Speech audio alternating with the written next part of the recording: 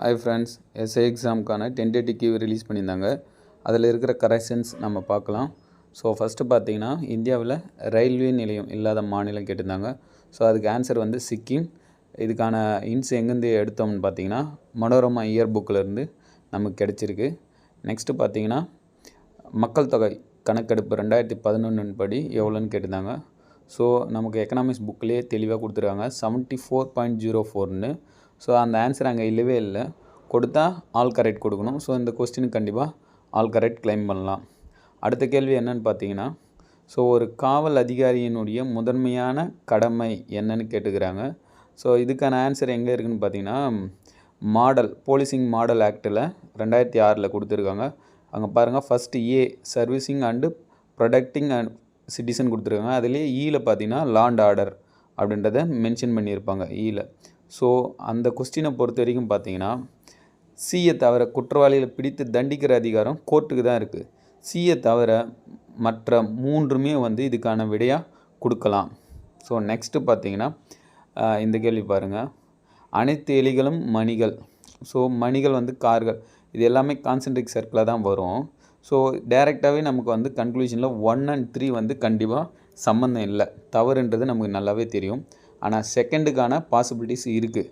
அதுக்கான பாசிபிலிட்டிஸ் எங்கன்னா, அதே ஆர்எஸ் அகர்வாலில் இது வந்து லாஜிக்கல் ரீசனிங்கில் ஒரு 3 டைப்ஸ் ஆஃப் ரீசனிங் இருக்குது லாஜிக்கல் மெத்தடில். அதில் பார்த்தீங்கன்னா, இது பார்க்குறது நம்ம வந்து அப்சர்வேஷன் மெத்தடு. ஸோ ஃபஸ்ட்டு ஒன்று இருக்குது, சில இருக்குன்னா சில இல்லைன்னு தான் அதுக்கான அர்த்தம். இங்கே பாருங்கள், சம் நர்ஸ் ஆர் டாக்டர்னு இருக்கா. அப்படியே அப்சர்வ்ஸில் என்ன இருக்குது பாருங்கள், சம் நர்ஸ் ஆர் நான் டாக்டர். சிலர் வந்து என்னவா இல்லை, டாக்டராக இல்லாதவர்கள் சில பேர் இருக்கிறாங்கன்னு சொல்லியிருக்காங்க. ஸோ மேபி இது மாதிரி சிலர் பேர் இருக்கிறாங்கன்னா சில பேர் இல்லைன்னு தான் அர்த்தம். ஸோ இதுக்கான இந்த மெத்தடை யூஸ் பண்ணால் அதில் செகண்ட் மட்டும் என்ன பண்ணலாம், ஏற்புடையது அப்படின்றதுக்கான பாசிபிலிட்டிஸ் இருக்குது. ஆனால் இதை டிசைட் பண்ணுறது டிஎன்யூஎஸ்ஆர்பி தான். ஸோ அந்த கொஸ்டின் கொஞ்சம் கஷ்டம்தான், இருந்தாலும் அப்ளை பண்ணுங்கள். அடுத்தது இந்த கேள்வி பாருங்கள், நாடாளுமன்றத்தில் எந்த குழு வந்து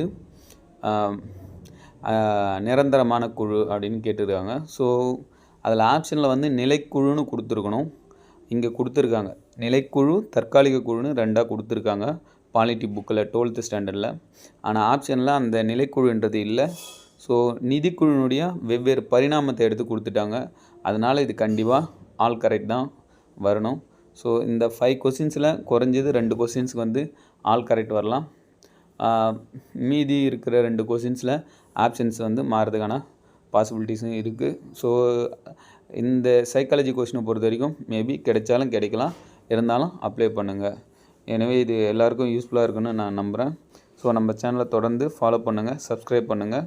உங்களுக்கு இது போல் யூஸ்ஃபுல்லான கண்டென்ட்டு நம்ம கொடுக்கலாம். இதை தவிர வேறு ஏதாவது கேள்விக்கு நம்ம அப்ளை பண்ணலான்னா நீங்கள் கமெண்டில் தெரிவிங்க. ஸோ இந்த பிடிஎஃப் உங்களுக்கு வேணும்னா எனக்கு எங்களுடைய வாட்ஸ்அப் நம்பரில் ஹாய் மெசேஜ் போடுங்க. உங்களுக்கு நாங்கள்